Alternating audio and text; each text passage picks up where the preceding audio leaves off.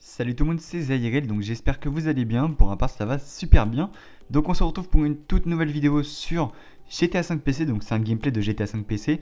Donc si vous voulez m'ajouter sur Steam, mon Steam est en description. Et si vous voulez m'ajouter sur le Social Club, mon Social Club est en description pour jouer avec moi sur GTA 5 PC.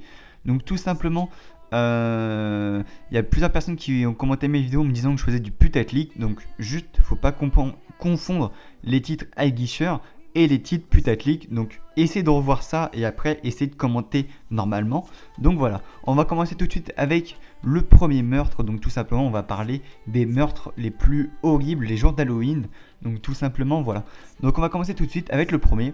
Donc les meurtres de Pasadena. Planqués dans les buissons, des membres du gang des Bloods attendaient leurs victimes. Un membre du gang adverse responsable d'un assassinat plus tôt dans la soirée. Ils surgissent des buissons et ouvrent le feu. 6 adolescents déguisés s'effondrent. 3 ne se relèveront pas. Les Bloods s'étaient trompés de cible.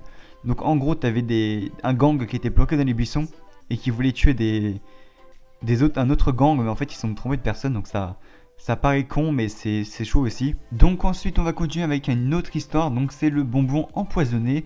Donc tout simplement, ça s'est passé le 31 octobre 1974. Donc le bonbon empoisonné, quand on n'a pas de masse de thunes et qu'on aimerait bien en avoir plus, il y a plusieurs solutions et celle d'empoisonner ses propres enfants pour toucher l'assurance vie n'est normalement pas en haut de cette liste.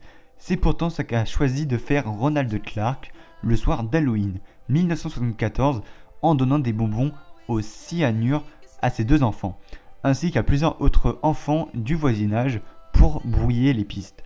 Seul son fils de 8 ans, Timothy, mangea le bonbon, ce qui le tua en quelques heures.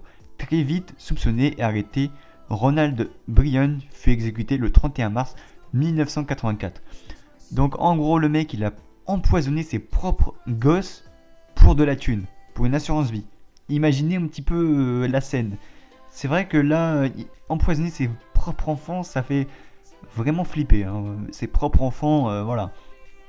Ensuite, on va continuer avec Trick or Treat, des bonbons ou des surprises. Ce qui est sûr, c'est que Peter Fabrino n'a pas eu de bonbons en ouvrant la porte ce soir du 31 octobre et se fait abattre à bout portant. Sa femme Betty se rue vers lui, mais il est trop tard, il mourra dans l'ambulance. Betty soupçonne immédiatement Joanne Rabel, une ancienne amie qui aurait aussi été amante, jalouse depuis que Betty s'est rabiotée avec son amie, et si elle l'a vu juste, ce n'est pas Rabel qui a appuyé sur la gâchette, mais sa nouvelle petite amie, Gwendoline Pitzer.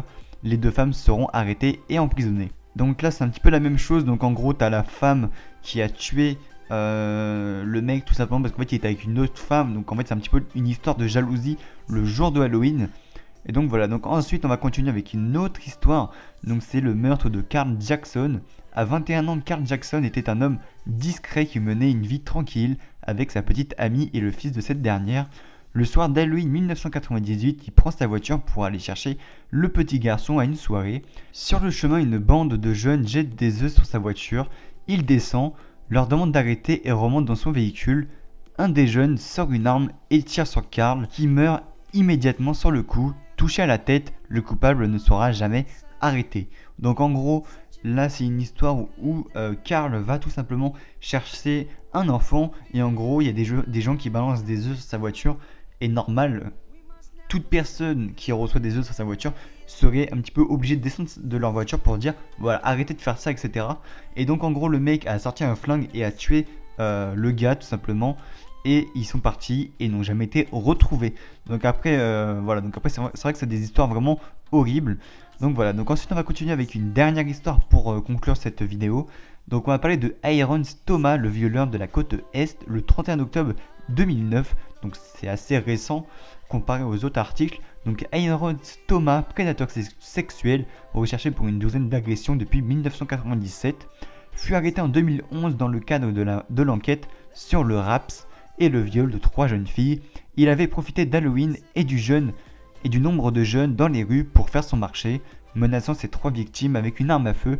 L'une d'elles parvient cependant à appeler sa mère, ce qui fut fuir leur agresseur. Donc dites-moi ce que vous en pensez de ça aussi. Et donc voilà, donc je pense qu'on va se laisser sur cette fin de vidéo. Dites-moi en commentaire ce que vous en pensez de tout ça.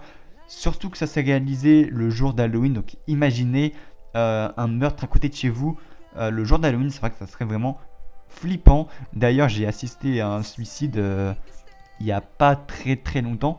Donc j'ai pas trop envie d'en parler. Il y a plein de personnes qui m'ont demandé de faire des vidéos, etc. Que ce soit des amis IRL, etc. Mais je ne ferai pas cette vidéo tout simplement parce que j'ai pas envie d'évoquer ce sujet et d'en parler. Donc voilà, j'espère que cette vidéo vous aura plu. N'hésitez pas à mettre un pouce bleu, commenter, partager et vous abonner. Sur ce, je vous dis à la prochaine et salut.